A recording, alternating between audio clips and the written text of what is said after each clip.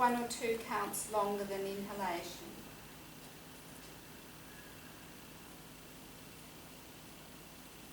And do this twice more, counting mentally.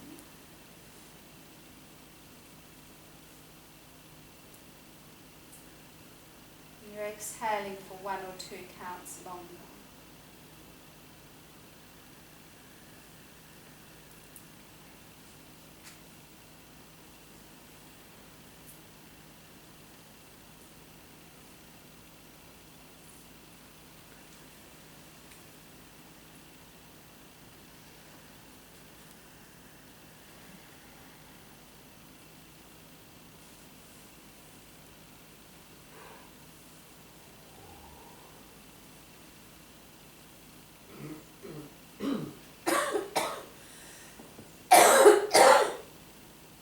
After this practice, relaxing and opening the eyes as you are ready. So this was a yoga snack. That's doable, isn't it? You're focusing on your body, you're focusing on your breath, you are counting. So you are including not just the asana posture, but also the pranayama breathing. Pranayama, to increase the body's energy, to increase the body's prana. This is the process of controlled breathing. We do at some stage include breath retention, but you don't have to do that. So when you get out of bed in the morning, sit on the end of the bed and do this. This in itself will help to move the energy in your body. In yoga, what we are trying to do is to balance the body's energies so that we can draw the energy from the base chakra up through the central channel. So before I was talking about specific energy flows, and we have 2 energy flows, right and left, waving through the body, terminating at the top of the brain stem. And so from there on there's one pathway. We have the central pathway in place of the spine, in the middle of the spine. The idea is to draw those energies into the centre of the spine. So this is how we convert the body's energy, moving through right and left. And as an example of the right and left, we have these channels terminating at the centre of the head, and they connect into how we are breathing in the right and left nostrils. So for example, if you bring your fingertips close to your nose, breathe out with a little bit of force. Maybe you feel the breath is stronger through the right nostril or the left. Mine's even at the moment. Who's even? And whose right nostril predominantly? And left nostril predominantly. Yeah. So we've all got a combination. Anyone got a blocked nose? No, good. So this is what happens. The breath will alternate throughout the day and night. You can check that, before you go to bed. Feel what the breath is doing. For the purpose of the yoga that we do, we try to balance the breath in right and left so that it's even. This is conducive for meditation. Then the mind isn't extroverted, it isn't introverted, it's somewhere in between.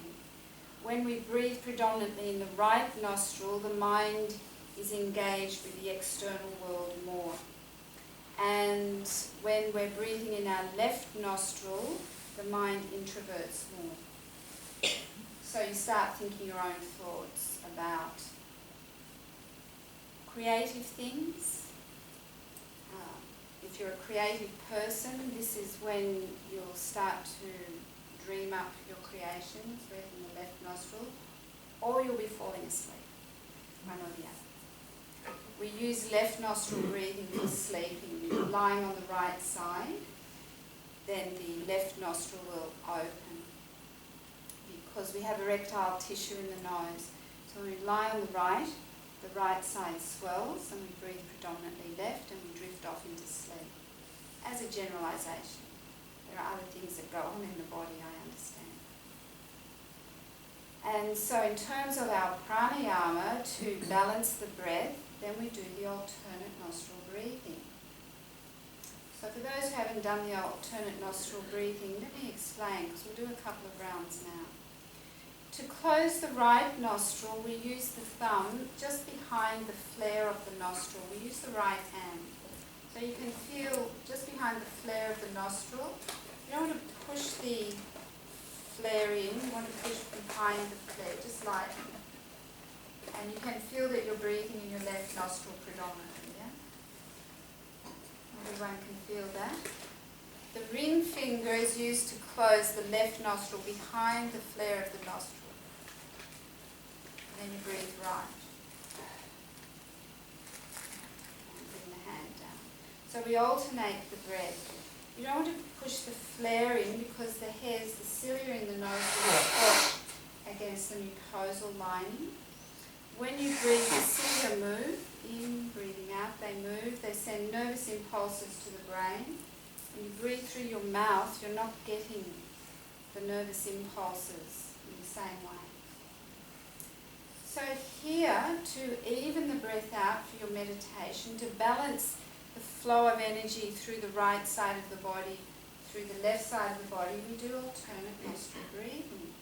We use our right hand, bring the middle index fingers to the eyebrow center, this is the pressure point. We close the right nostril with the thumb. Slowly inhale through your left nostril. Close it with the ring finger, open the right, exhale with control. Slowly inhale right. Close it, open the left and exhale with control. That's one round. Left you're breathing in, 1, 2, 3. Close it, open the right and breathe out. 1, 2. Right, breathe in again. 1, 2, 3. Close the right, open the left, exhale. 1, 2, 3. Left, breathe in, count mentally. Right, breathe out for the same count. Right, breathing in, same count. Left, breathe out. And do another round yourself.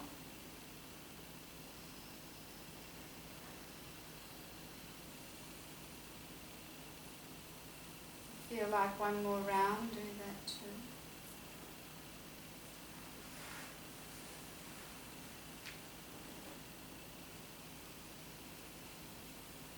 And when you finish, keep the eyes closed, bring your hand down.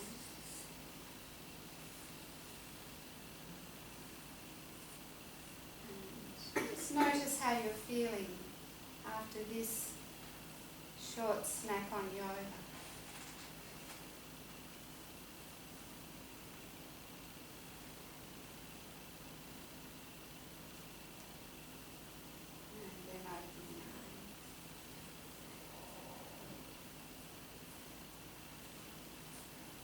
You notice it quietening. There's another snack. So we just find moments where we can sit and do an easy practice to center ourselves, to balance our energies. And we actually call that particular breathing cleansing of the pathways. Yeah, cleansing of the pathways. In other words, it assists us in cleansing of the pathways that cause imbalance and disturbance, that pull us in different directions, or that cause us to feel our energy dissipating.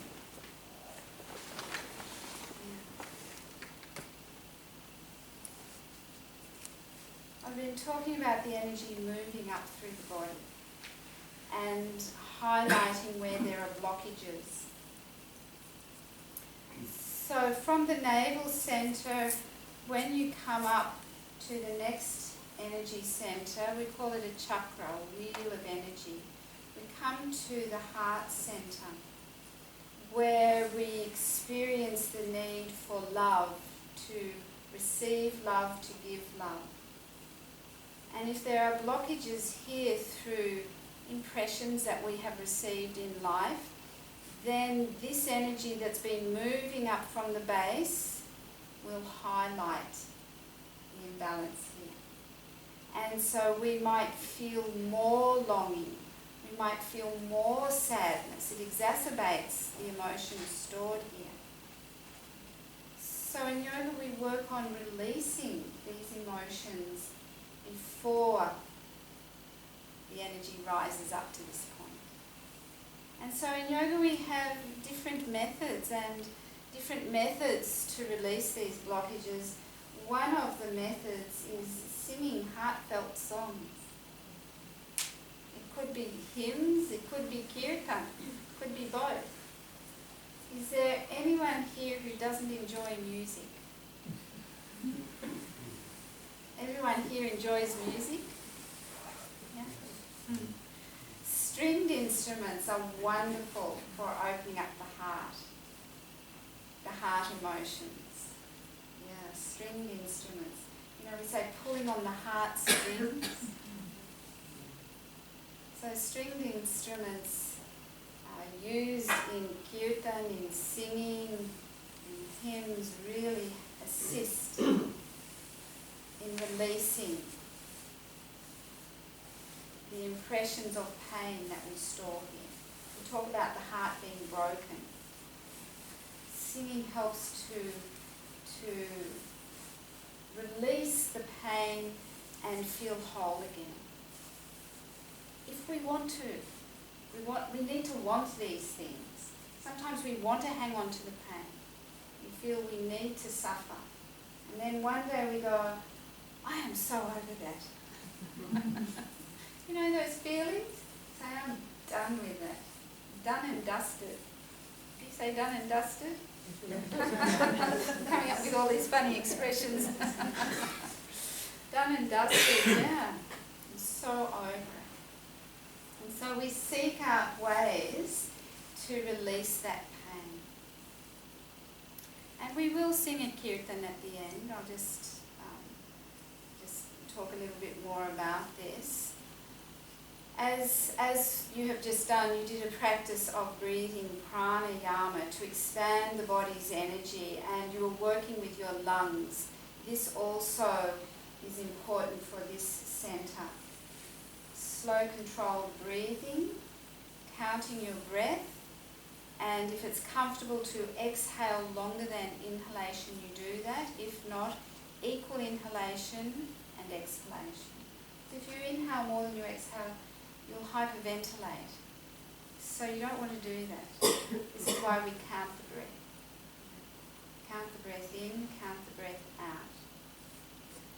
And as we move up into the throat center, the throat is the center of, do you know what? Communication. Voicing our thoughts, voicing our ideas, and doing it from your heart, with love in your heart, rather than control in the belly. Yeah? And so bringing loving emotions into our expression.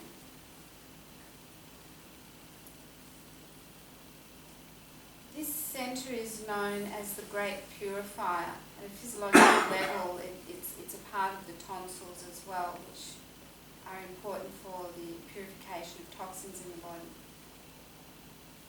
It's also about communication. It connects in with the ears, so it's also about listening. Communication means listening. Really listening to what somebody says. Listening behind the words. Yeah. So if we don't listen, if we're not able to communicate effectively, when the energy rises up from the base and it reaches here, it will highlight to you that you need to work on this. It will highlight to you that you feel blocked here. And finding your words is not easy. All this work needs to be done in increments. And it means that we need to self-reflect. So how am I going to find my words in a given situation? This is a challenge. Have you found this in life? In certain situations, it can seem so hard. How do I do this? And once we've done it, we realise, oh, it might have seemed hard, but it was very effective. It felt very empowering. This is the process of yoga, to empower us to be the best person we can be. To express our best intentions, loving intentions, caring intentions, even when we need to say no. Yeah? How to do that with love in our heart, caring about the other person, but creating a healthy boundary. This is also a challenge.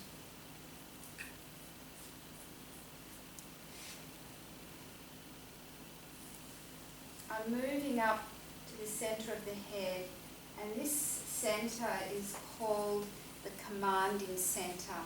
It's the most important centre to become familiar with. It's a centre of self-autonomy and freedom. Freedom to be our true self. Freedom to be our true self in the world. And at different stages and ages in life, it differs, it changes. How we are when we're children, when we're allowed to be ourselves as children, is very different to how we are as a grandparent or a more mature person. Yeah? So how to do this graciously, and how to have the strength to know that we are allowed to do this.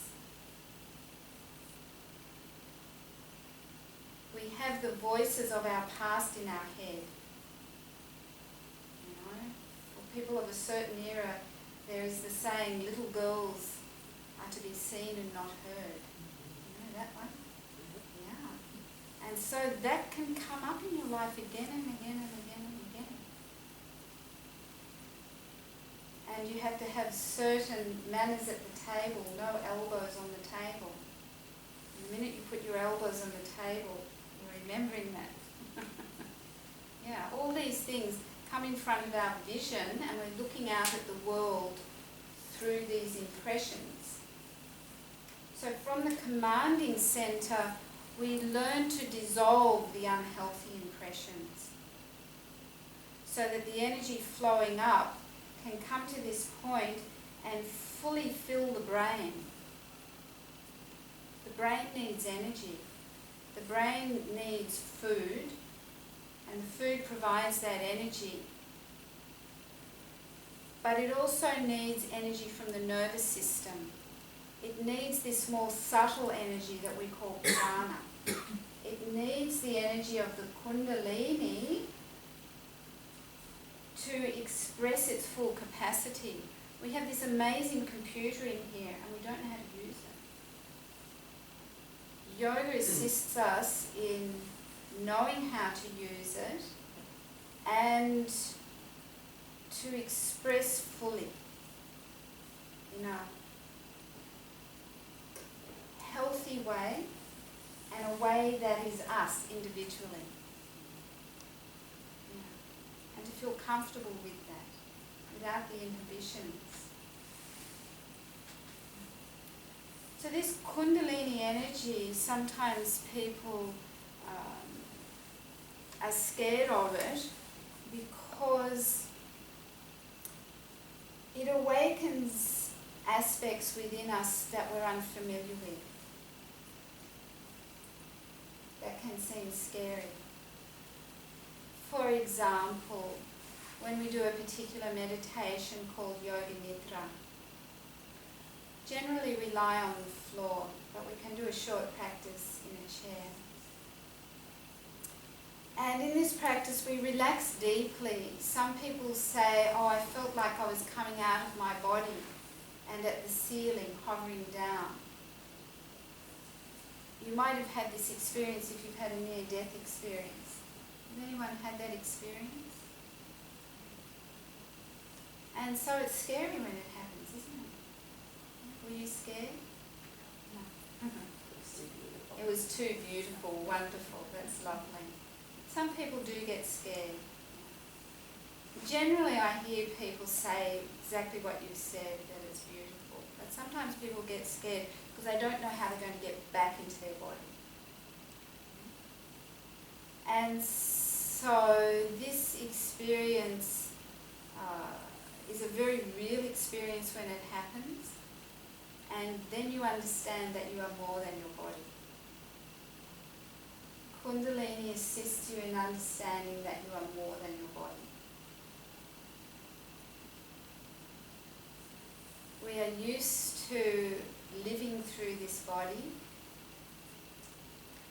When we find that we are in a state of awareness which is more than the body, we learn about ourselves and our environment and the dimensions in which we exist. So we have this physical body. It's made of food that we eat, the air that we breathe.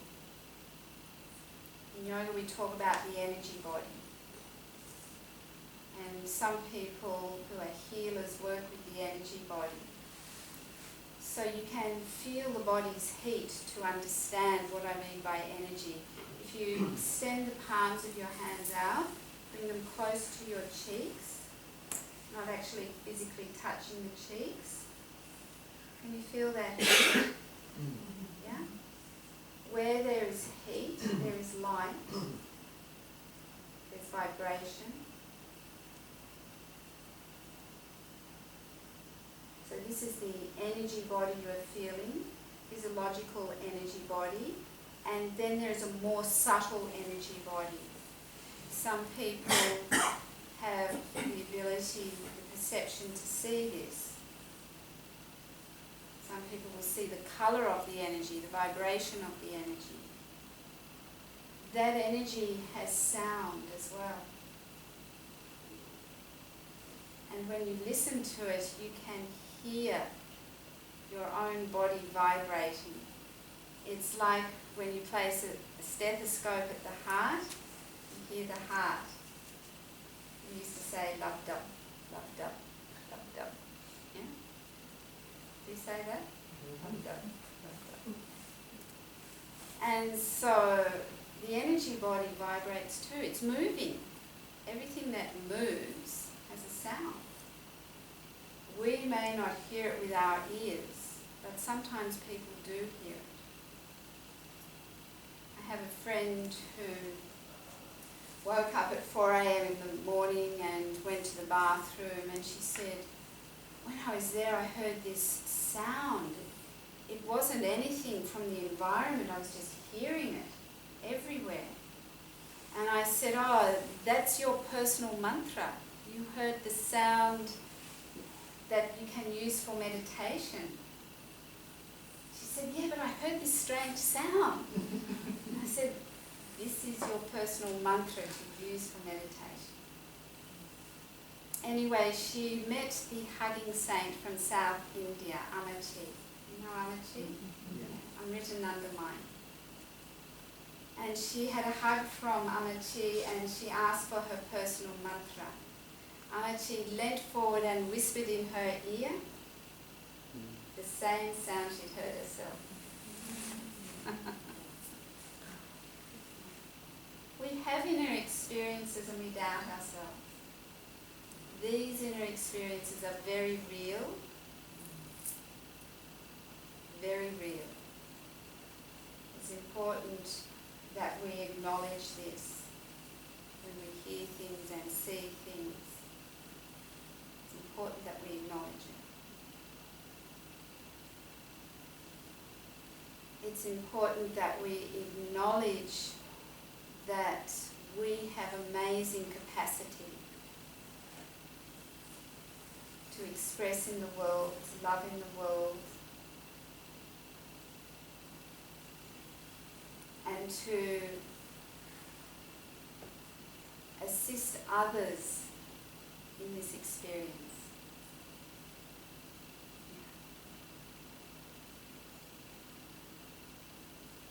We don't know our greatness.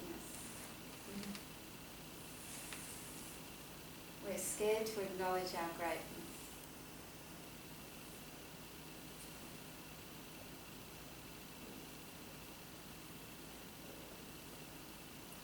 The ego gets in the way. The ego is a filter through which we see the world, and it's important for our expression. But at a certain point in time and experience, we need to grasp our greatness. The greatness is the gift that we have been given of energy. That energy is expressing through the whole of nature.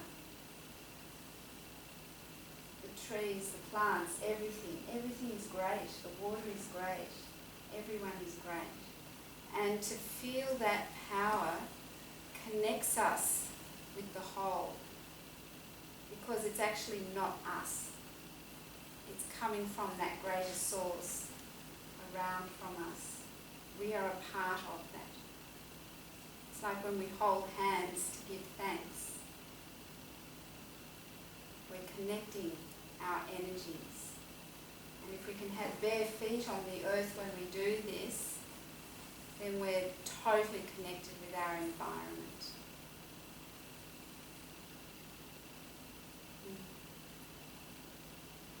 So we call that energy Kundalini. We can call it prana. We can call it energy. We can call it divinity. We can use any word we want, but it's an experience. Like this, you felt the heat. It's an experience. We feel it here. We feel it in various places in the body. It connects us to our source.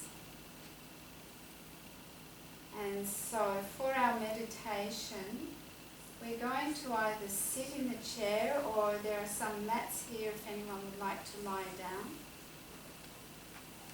If you would be able to place your feet on the floor, please do that. If you're comfortable sitting cross-legged in your chair, stay cross-legged.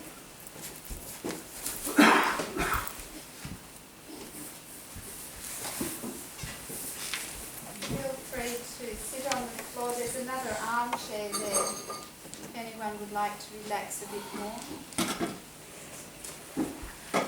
Still two mats on the ground in front if you'd like to lie down. So with these cushions, put the cushion under your head, maybe under your knees as well. I'm going to sit and lie down for a few minutes. So in this meditation, if you fall asleep, it's called power napping.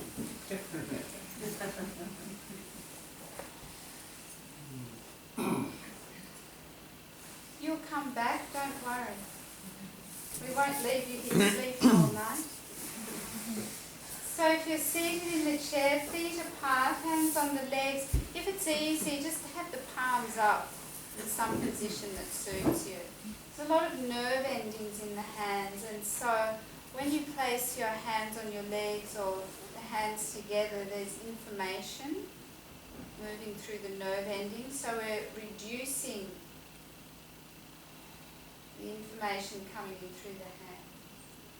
The eyes are closed, and feel that you're comfortable to sit for a few minutes. And if you drop onto the person next to you, I'm sure they'll support you. Like being in an aeroplane. Drop onto the next person.